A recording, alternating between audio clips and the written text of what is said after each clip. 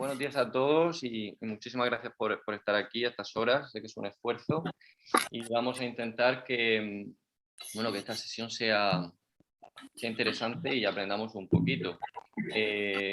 Enhorabuena a todos por la resolución de los casos. Espero que os haya gustado el reto. La verdad que globalmente ha ido muy bien.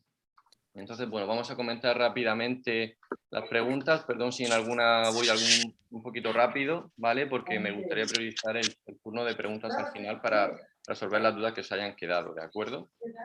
Entonces, bueno, comenzamos. La primera pregunta trata de una mujer de 64 años que consulta por disneatos y sensación sistémica y refiere que además nota un pulso acelerado.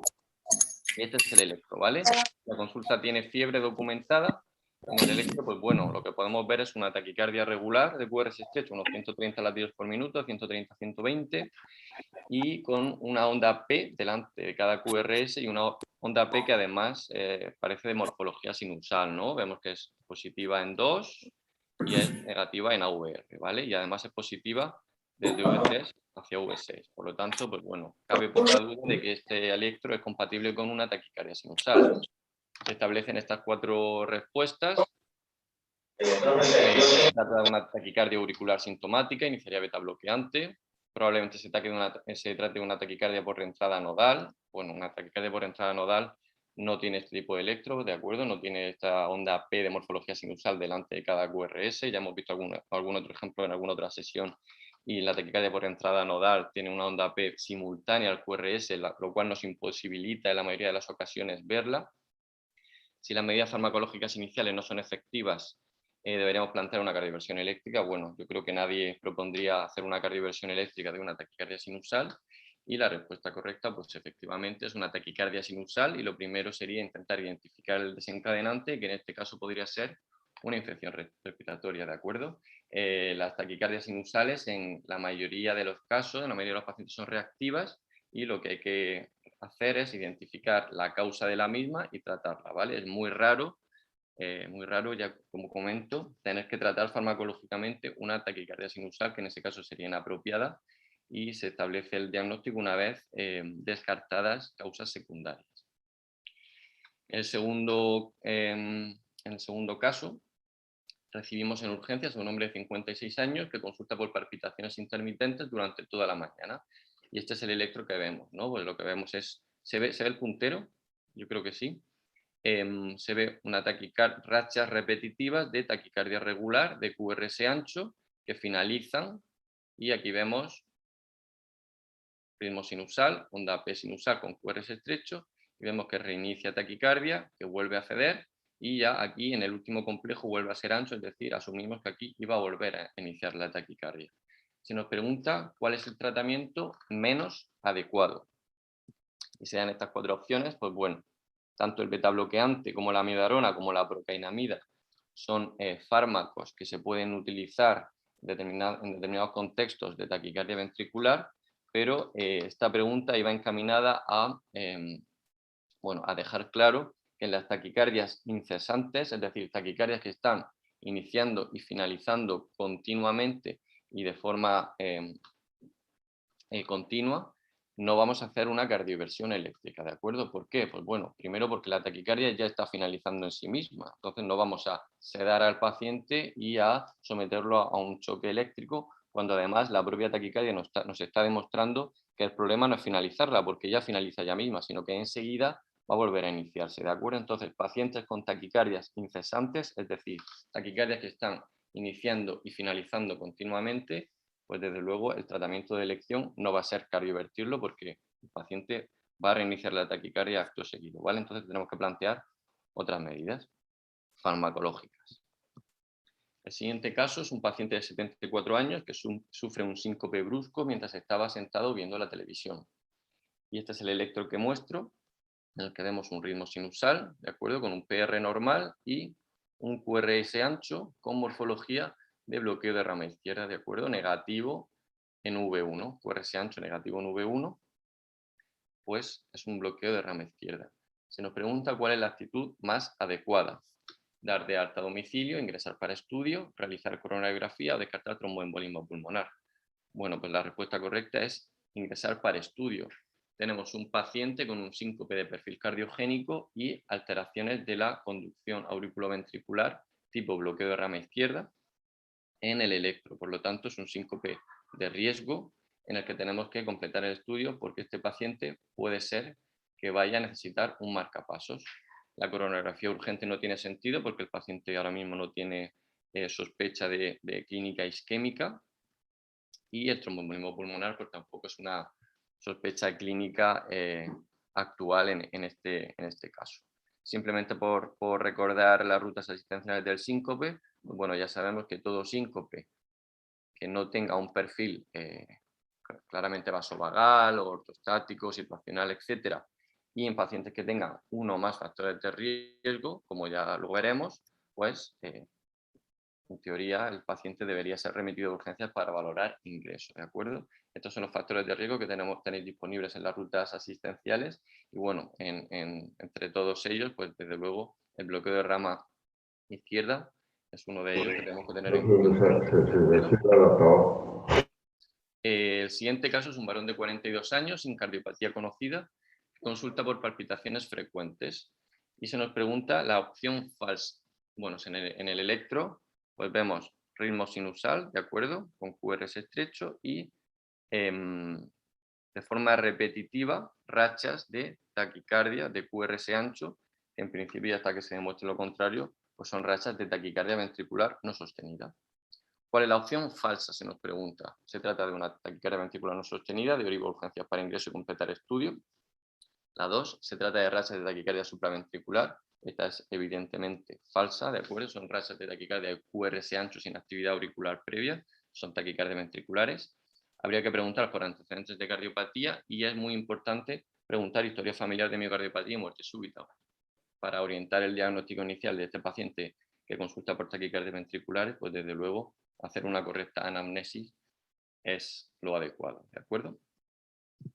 En relación con este electro obtenido en un paciente con palpitaciones y mareo, señale la respuesta, a ver, verdadera, ¿de acuerdo? Bueno, ese es el mismo electro que previamente. Yo creo que esta pregunta viene a ahondar un poco en lo que hemos visto previamente. ¿Cuál es la respuesta correcta? A ver, que no sé qué está ocurriendo. Aquí. ¿Se trata de una taquicardia auricular incesante? Pues no es correcta, ¿no? Hemos visto que son taquicardias ventriculares incesantes de QRS ancho. El tratamiento de elección es la cardioversión eléctrica. Ya hemos visto que en taquicardias incesantes la cardioversión eléctrica no tiene un papel. El manejo adecuado sería ingreso y uso de fármacos para control de arritmia.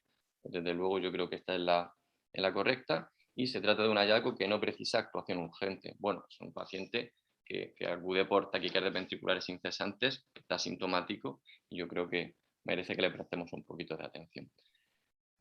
El siguiente caso, una mujer de 71 años que acude a consulta porque últimamente se encuentra muy cansada y se realiza el siguiente electro. Se nos pregunta la respuesta correcta.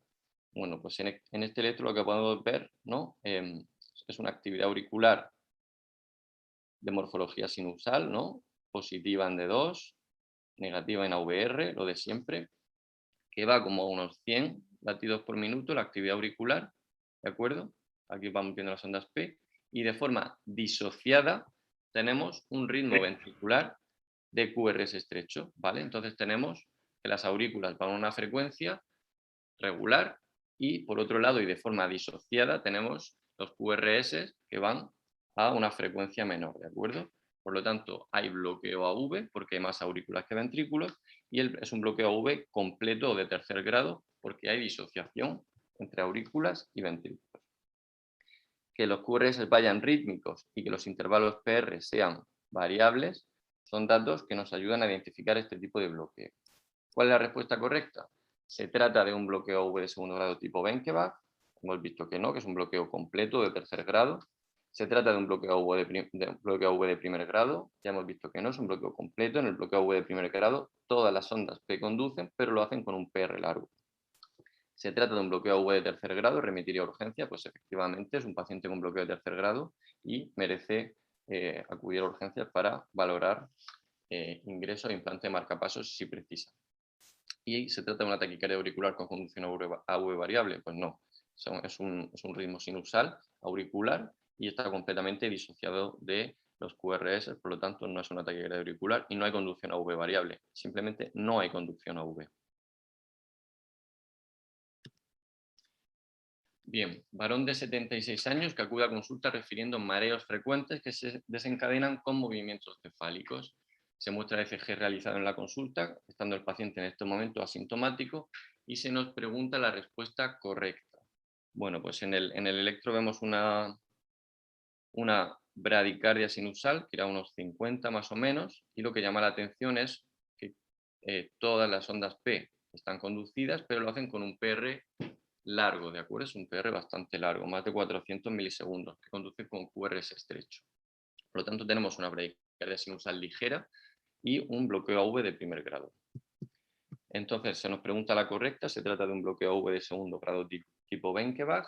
No, porque hemos visto que todas las ondas P conducen y lo hacen con un PR largo, bloqueo AV de primer grado. ¿Se trata de un bloqueo AV de tercer grado? ¿Remitiría a urgencias? Tampoco, no es un bloqueo de tercer grado. Se trata de un bloqueo AV de primer grado y los mareos del paciente probablemente no estén relacionados con este hallazgo. Tenemos que tener en cuenta que el bloqueo AV de primer grado rara vez produce síntomas y este perfil de mareos con movimientos posicionales, con movimientos cefálicos, estando ahora mismo el paciente con su bloqueo de primer grado y en este momento asintomático, pues es poco probable que esté justificado por esta alteración de la conducción y tampoco parece muy probable que esta bradicardia sinusal leve que tiene a 50 sea la que esté motivando la clínica. Y es probable que un marcapasos mejore sus síntomas, pues por lo que hemos comentado, ¿no? No parece relacionado con el hallazgo del electro y muy poco probable, por no decir imposible, que el marcapasos vaya a mejorar este tipo de síntomas. Mujer de 82 años que acude a urgencias por cuadro de desconexión del medio autolimitado. Los familiares relatan que estaba sentada en el sofá cuando han escuchado un ronquido y ausencia de respuesta a estímulos, que ha recuperado en pocos segundos, ¿no? Pues lo que viene siendo un síncope de libro. La paciente ahora, cuando se ve en urgencias, dice que se encuentra muy bien y que quiere irse a casa. Nosotros vemos este electro y tenemos que decidir qué hacemos con la paciente. Bueno, este electro la verdad que tiene bastantes hallazgos, que orientan todos a un síncope bradiarrítmico. Vamos a describirlos, ¿no? El electro, pues tenemos una bradicardia sinusal, ¿vale? Tenemos onda P de polaridad sinusal delante de todos los complejos QRS, ¿vale? Parece que todas las ondas P conducen, ¿de acuerdo? Lo hacen eso sí con un PR un poquito largo, quizá límite, pero bueno, un bloqueo AV de primer grado límite. Pero lo que más llama la atención es que tenemos un QRS ancho, ¿no? Y tenemos un QRS ancho que es positivo en derivaciones precordiales derechas, incluso aquí en V1, aunque tiene bajo voltaje, tiene un RSR', es decir, tiene tipo rama derecha, y aparte tiene un eje muy izquierdo, ¿no? Tiene un eje pues que es muy positivo en 1 y AVL y es negativo en toda la cara inferior, ¿vale? RS predominantemente negativo en cara inferior y QRS muy positivo en 1 y AVL, que son las derivaciones izquierdas e izquierdas altas, pues rama derecha y hemibloqueo anterior izquierdo, ¿de acuerdo? Bradicardia sinusal, PR límite y bloqueo bifascicular por rama derecha y hemibloqueo. Tenemos que señalar la respuesta correcta. Pues el hallazgo más importante es bradicardia sinusal, suspendería fármacos con oronotropos si los toma y daría el alta para que su médico de familia consulte con cardiología. Pues bueno, es cierto que hay una bradicardia sinusal, pero en el contexto de un síncope de perfil cardiogénico y con este electro, pues desde luego no es el hallazgo que más nos llama la atención, nos debe llamar la atención ese trastorno importante de la conducción AV. En el electro se observa un bloqueo tipo rama izquierda, pues no hemos visto que es positivo en derivaciones precordiales derechas, que tiene esa morfología de RSR' en V1, pues no es un rama izquierda, ¿verdad? Parece más un bloqueo de rama derecha, que tenemos en la siguiente respuesta. Se observa un bloqueo completo de rama derecha y hemibloqueo anterior izquierdo. Este hallazgo, junto con el perfil cardiogénico del síncope, sugiere bloqueo AV paroxístico como causa y por lo tanto el paciente debe ingresarse para completar estudio porque probablemente vaya a necesitar un marcapasos.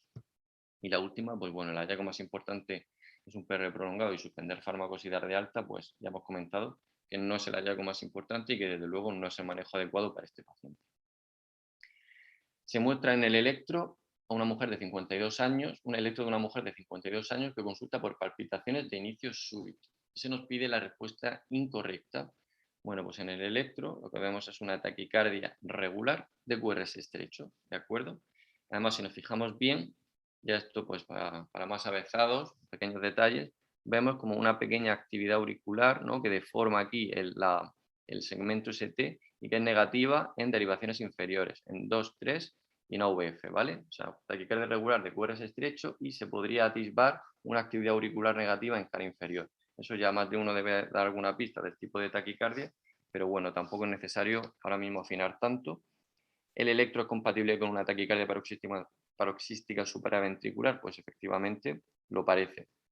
¿La amidarona es el tratamiento más efectivo para finalizar la taquicardia?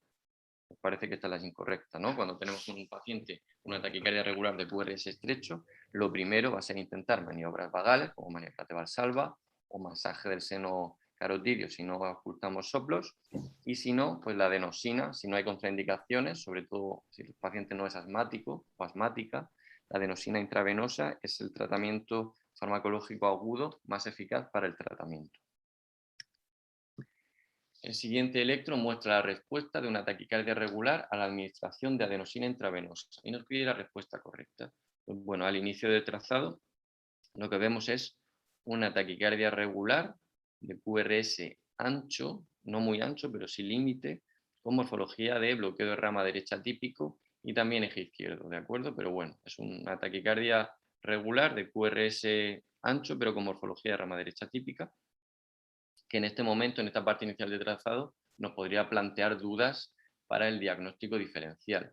Entonces, cuando tenemos este tipo de taquicardias, la adenosina es un fármaco que nos ayuda tanto al diagnóstico como al tratamiento, como hemos visto, porque las taquicardias paroxísticas supraventriculares se cortarían con la misma y si no es, pues nos permitiría abrir, bueno, lo que se dice comúnmente como abrir la taquicardia y nos deja ver este hallazgo que vemos aquí, ¿vale? Cuando se administra la adenosina intravenosa, lo que ocurre es que provocamos un bloqueo auriculoventricular transitorio.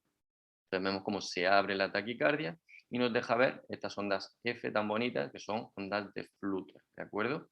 Entonces provocamos un bloqueo AV de alto grado, de hecho aquí este complejo es un escape ventricular y este es otro escape ventricular y nos deja ver perfectamente estas ondas de Flutter.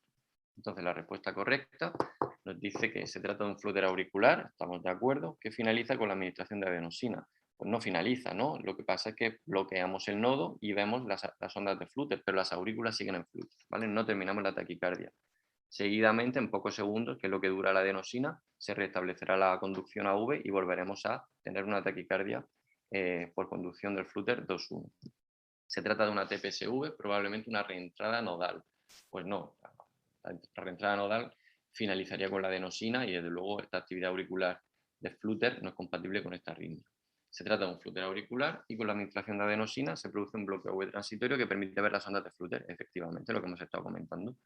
Y la última, pues bueno, ¿se trata de una taquicardia auricular sensible a adenosina? No, porque no es una taquicardia auricular focal, como hemos visto, y no es sensible a adenosina porque las aurículas siguen en taquicardia después de su administración. Este es un caso interesante, es un varón de 20 años que acude a urgencias por un cuadro brusco de opresión torácica y mareo. A su llegada está sudoroso e hipotenso. Se realiza el siguiente electro y se nos pide la respuesta correcta. Bueno, pues en el electro lo que vemos es una taquicardia regular de QRS ancho muy rápida, ¿vale? Y que además el paciente está tolerando pues, mal hemodinámicamente porque está mareado y está hipotenso.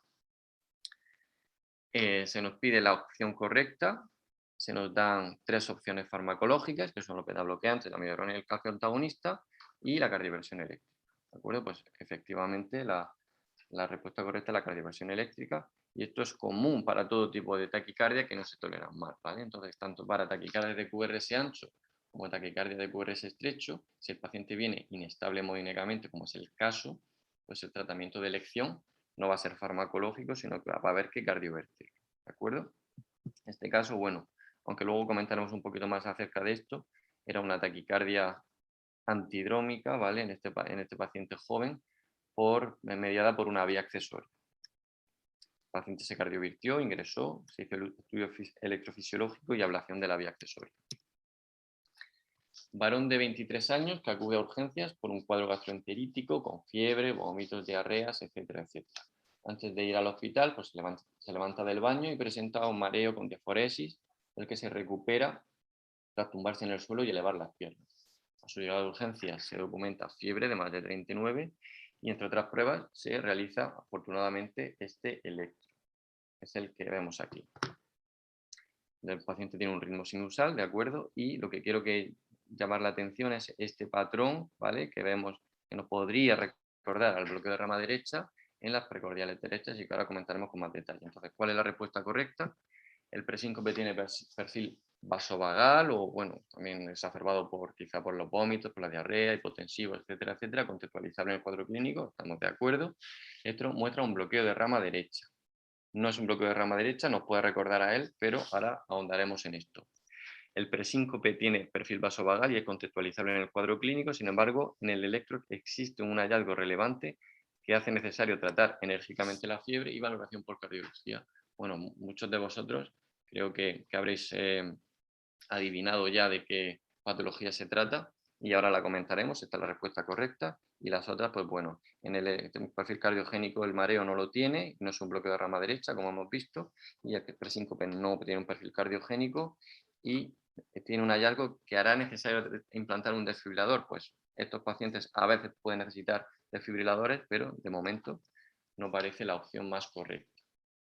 Se trata, como algunos habréis sabido ya, de un síndrome o, mejor dicho, un patrón de Brugada tipo 1, que esto es un patrón visual que debéis grabaros en las retinas para que no se nos pase, que se caracteriza por este ascenso del segmento ST con onda T negativa, así como se describe en los libros como lomo de delfín, sobre todo en las precordiales derechas, más frecuente en V1 y en V2. Este patrón podemos verlo de forma espontánea en un paciente asintomático o inducirse típicamente con fiebre o con determinados fármacos, pues como la flecainida u otros, ¿de acuerdo? Este síndrome o esta patología es importante, es una canalopatía que predispone al síncope cardiogénico y a la muerte súbita por arritmias ventriculares. Entonces, pues bueno, no se nos debería pasar por lo menos un patrón tan evidente. Estos pacientes hay que tratar enérgicamente la fiebre si la tienen porque induce este patrón y aumenta el riesgo de arritmias ventriculares y debemos evitar una serie de fármacos que pueden inducir también este patrón. ¿De acuerdo? Siguiente, se muestra el electro de un varón de 16 años que refiere palpitaciones de inicio y fin súbito y duración variable en los últimos 2 años. La más prolongada fue de aproximadamente 1 hora hace 2 meses. Y se nos presenta este electro. ¿Qué vemos en el electro? Pues vemos un ritmo sinusal, ¿de acuerdo? Onda P delante de cada QRS, P positiva en D2, negativa en VR, hasta que se muestre lo contrario, eso es sinusal. Y lo que llama la atención, eso sí, es un PR muy cortito y un QRS ancho vemos que la porción inicial del QRS tiene esta morfología característica que todos sabemos que es una onda delta, ¿vale? Y aparte se acompaña de alteraciones de la repolarización en varias derivaciones. En la respuesta correcta, el electro muestra un bloqueo de rama izquierda, no, es verdad que es un QRS ancho negativo en V1, nos recuerda al rama izquierda, pero el rama izquierda no tiene este PR tan cortito, al revés, por lo cual va a ser normal o largo. Con alta probabilidad el paciente tendrá una cardiopatía estructural subyacente, probablemente una miocardiopatía, pues si hemos adivinado ya que esto se trata de un patrón de preexcitación ventricular, de un Wolff-Parkinson-White, pues la mayoría de estos pacientes no tienen cardiopatía estructural subyacente. Esto no es un problema estructural, esto es un problema eléctrico. ¿Existen evidentes alteraciones de la repolarización? Eso es cierto. ¿Debería remitirse al paciente a urgencias? Pues no son alteraciones de repolarización isquémicas, es simplemente que si el ventrículo se despolariza de forma anómala por la vía accesoria, pues se repolariza de forma anómala, ¿de acuerdo? Es muy típico en estos pacientes haya alteración de la repolarización. Por lo tanto, la respuesta verdadera es la 4. La alteración observada puede cursar clínicamente con palpitaciones paroxísticas. ¿De acuerdo? Los pacientes con vías accesorias y palpitaciones y arritmias documentadas es lo que se denomina síndrome de Wolff-Parkinson-White. ¿De acuerdo? Este electro ya todos lo conocéis, PR corto y QRS ancho por esta onda delta, que representa la despolarización anómala del ventrículo por la vía accesoria y en muchas ocasiones se pueden asociar alteraciones de la repolarización. Esta vía accesoria va a poder mediar distintos tipos de taquicardia, las más frecuentes son por reentrada auriculoventricular, que como ya os sonarán, pues pueden ser ortodrómicas, si bajan por el sistema de conducción y suben por la vía, o en sentido contrario, antidrómicas, si bajan por la vía y suben por el sistema de conducción normal. Mujer de 72 años, hipertensa, diabética con mal control, que acude a consulta porque el fin de semana presentó episodios de palpitaciones en la playa. Acudió a urgencias y allí cedieron espontáneamente y ya le hicieron otro electro final que estaba ya en ritmo sinusal. Como había quedado asintomática, no se inició ningún tratamiento y le recomendaron que pidiera cita con su médico lo antes posible. Hoy la vemos en consulta, está asintomática y en sinusal. Y nos trae el electro del episodio que tuvo hace unos días, que es este. Pues bueno, esto es un electro muy claro, ¿de acuerdo? Es una taquicardia irregularmente irregular, sin actividad auricular organizada, y QRS estrecho, pues es una fibrilación auricular. Entonces se nos pregunta la respuesta incorrecta. ¿Se trata de una taquicardia por reentrada nodal? No, las taquicardias por reentrada nodales son taquicardias regulares. La paciente tiene indicación de inicio de anticoagulación oral para prevenir el ictus. Pues bueno, hemos visto que son 72 años, hipertensa, diabética, mujer, tiene un Charlbach de 4, por lo tanto, no hay duda de que va a tener que anticoagularse. Hay que hacer un esfuerzo para identificar factores de riesgo asociados a nuevas recurrencias y al incremento de riesgo de ictus, como la hipertensión, la diabetes, la obesidad, etcétera, etcétera. Evidentemente, estos pacientes, aparte de anticoagularlos y ponerle antiarrítmicos, lo más importante es ahondar en los factores de riesgo precipitantes de recurrencias de la arritmia y también de riesgo de ictus y ictus hemorrágico, de sangrado intracraneal, que muchas veces son compartidos. El estudio cardiológico, evidentemente, de esta mujer se va a realizar de forma ambulatoria porque ha tenido un paroxismo autolimitado y ahora mismo se encuentra bien. Trasladan a urgencias a un varón de 80 años, portador de marcapasos, por haber sufrido un síncope en vía pública. En su llegada se realiza el siguiente electro. ¿De acuerdo? Lo vemos bien, ahora lo comentaremos. Y se nos pregunta la opción correcta. Si el marcapasos es probablemente bicameral, que no, ahora lo veremos. Una disfunción del marcapasos por fallo de sensado, que también es falsa. Es una disfunción del marcapasos por fallo de estimulación, evidentemente. Y el marcapasos es normofuncionante y son extrasístoles ventriculares, lo que vemos en el electro. Pues bueno, lo que vemos aquí, la pregunta del marcapasos bicameral, bueno, es un poquito más difícil, pero aquí en V2, por ejemplo, podemos ver, ¿no?, actividad auricular. Estas son onda P, onda P, onda P, que van a una frecuencia, y luego tenemos aquí espigas, ¿vale?, que van a 60, ¿vale?, fijas a 60, es decir, no están siguiendo a la aurícula, por lo tanto hay disociación auriculoventricular y probablemente este marcapasos sea un marcapasos monocameral, un VVI, no es bicameral porque no está siguiendo las aurículas. Lo que más llama la atención de aquí, evidentemente, es que vemos espigas de estimulación, que las he señalado en rojo, que no capturan ventrículos, es decir, son espigas que no se siguen de QRS. Y esto pues da lugar a pausas prolongadas que probablemente con toda seguridad sean las causantes del síncope. Vemos que los complejos con QRS ancho tienen una espiga delante de ellos, es decir, son estimulación ventricular por marcapasos y no son extrasístoles ventriculares, evidentemente, ¿vale? Entonces es un problema de estimulación. Hay espigas que no capturan. Los problemas de sensado de los marcapasos son un poquito más complejos, pero bueno, en los problemas de sensado el marcapasos, digamos que no ve bien, entonces ve cosas que no existen o no ve cosas que debería ver y las espigas no están donde deben, o no están, o se adelantan, o se atrasan, pero no están, como en este caso, estimulando bien a 60 latidos por minuto, pero el problema es que tenemos fallo de captura intermitente y eso es un problema de estimulación. Vale, mujer de 83 años, con cuadro diarreico de 48 horas de evolución, consulta por síncope mientras estaba sentada, precedido de dolor abdominal, diaforesis y palidez. A su llegada está hipotensa, 8,5, con dolor abdominal persistente y se realiza el siguiente electro. Se nos va a pedir la opción verdadera.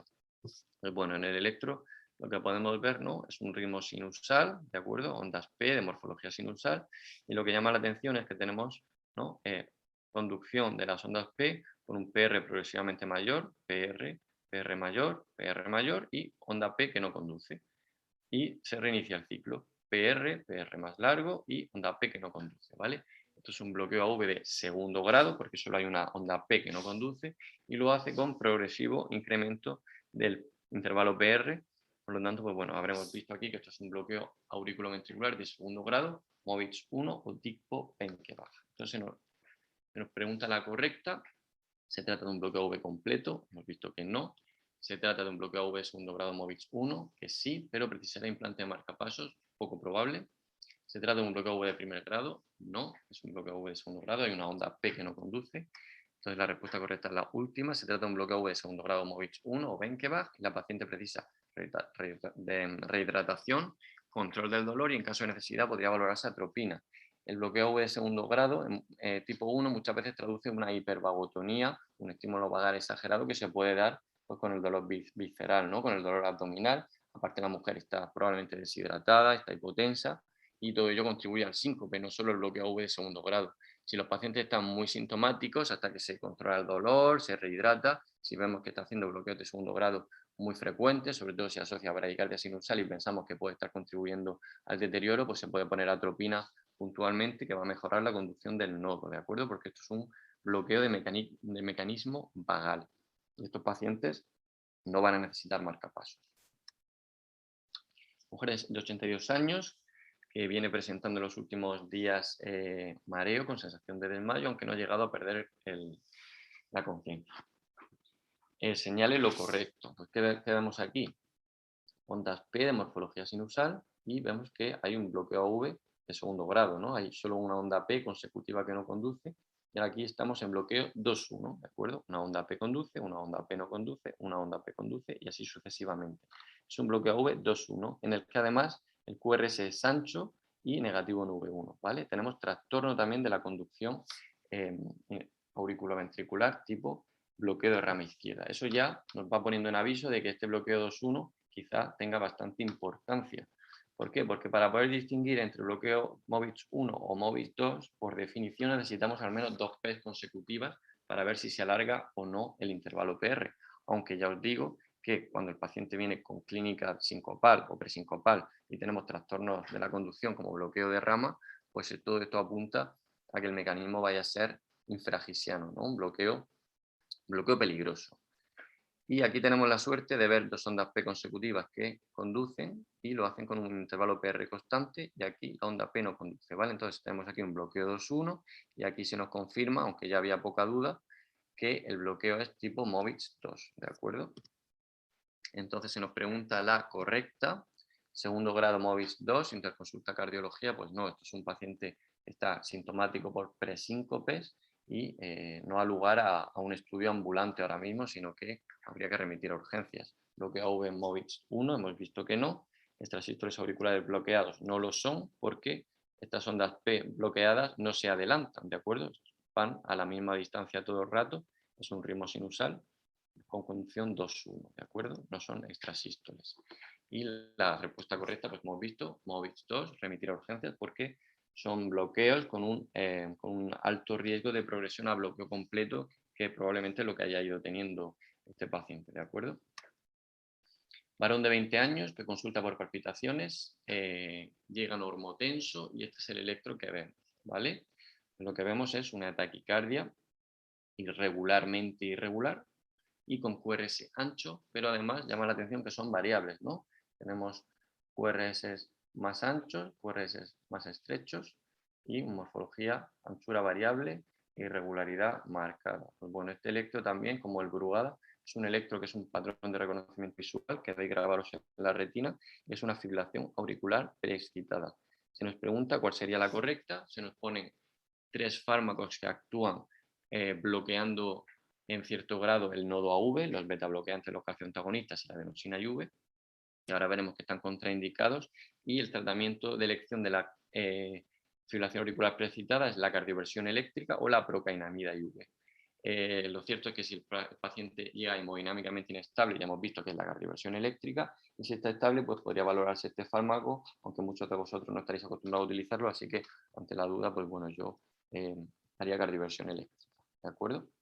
Entonces, pues lo que decía, patrón de reconocimiento visual, como el Brugada, la fibrilación auricular preexcitada, taquicardia FBI, taquicardia fast, rápida, broad, ancha y añado variable e irregular, ¿de acuerdo? Esto es una FA preexcitada y hay que verlo en el momento que se nos presenta el electro. ¿Por qué? Porque estos pacientes, los impulsos rápidos de la fibrilación auricular están compitiendo y están bajando tanto por el nodo como por la vía accesoria. Y si utilizamos fármacos como los betabloqueantes, los calcioantagonistas o la adenosina, que van a bloquear selectivamente el nodo, vamos a dar manga libre a que todo baje por la vía accesoria y esto puede acelerar la taquicardia y puede hacer que se inestabilice el paciente, ¿de acuerdo? Entonces, FA precitada, no utilizar fármacos que bloquean el nodo, cardiovertir si podemos eléctricamente y si el paciente viene bien y sabemos utilizar el fármaco, pues podemos poner procainamida. Varón de 54 años, hipertenso y diabético, que consulta por epigastralgia de 1 hora de evolución, sudoración profusa y un síncope. Se nos pregunta la respuesta correcta y bueno, vamos a describir un poco el electro. Yo creo que a muchos tenemos aquí una elevación del segmento ST en derivaciones inferiores, 2, 3 y AVF que tira de espaldas, ¿vale? Entonces epigastralgia y el ascenso del ST inferior, infarto con elevación y no nos podemos perder el pequeño detalle de que tenemos, de que tenemos una actividad auricular sinusal, ¿de acuerdo? Aquí lo tenemos, si la fuéramos siguiendo veríamos que aquí dentro tocaría otra, aquí hay otra, aquí hay otra, aquí dentro tocaría otra, es decir, tenemos una actividad auricular más rápida que la actividad ventricular, que es regular y va más lenta, y está disociada, por lo tanto tenemos un infarto inferior y un bloqueo AV completo. Como veremos en la respuesta, bloqueo AV de primer grado, probablemente vagal, pues no. Bloqueo AV de segundo grado, no. Las aurículas y los ventrículos están disociados. Es un bloqueo completo isquémico en el contexto de un infarto inferior, por oclusión de la coronaria derecha, que es la que da irrigación al nodo auriculoventricular. Estos pacientes, tras la revascularización, suelen casi con totalidad recuperar la conducción y no necesitan implante de marcapasos definitivos en casi ningún escenario, ¿de acuerdo? Es algo excepcional que tras la revascularización de los infartos inferiores, los bloqueos con QRS estrecho no se resuelvan. Y por último, tenemos un varón de 72 años que se realiza un electro de control, es el que aquí presentamos, y se nos pregunta la respuesta correcta. Pues bueno, esto es un electro con un poquito de trampa porque así, si lo vemos a vista de pájaro, así a bote pronto, nos puede parecer que tiene actividad auricular fluteroide o fibrilación auricular, pero si lo analizamos con detalle, pues vemos primero que los QRS van bastante regulares como para ser una fibrilación auricular, ¿de acuerdo? Podría ser un flúter, pero desde luego fibrilación auricular no lo parece. Luego, si seguimos analizando con detalle, pues bueno, vemos que en las precordiales, en las derivaciones precordiales, tenemos onda P, que aparte tiene morfología sinusal, que precede a estos QRS. Entonces, no vamos a tener las precordiales en sinusal y las derivaciones de miembros en fibrilación auricular, ¿vale? Eso no es posible. Y aparte, bueno, es un electro que por lo demás vemos que está artefactado. También llamo aquí a la atención a este pseudo complejo QRS que vemos, que nos debe llamar la atención que están las precordiales, pero no están las derivaciones de miembros. Eso no es posible, ¿vale?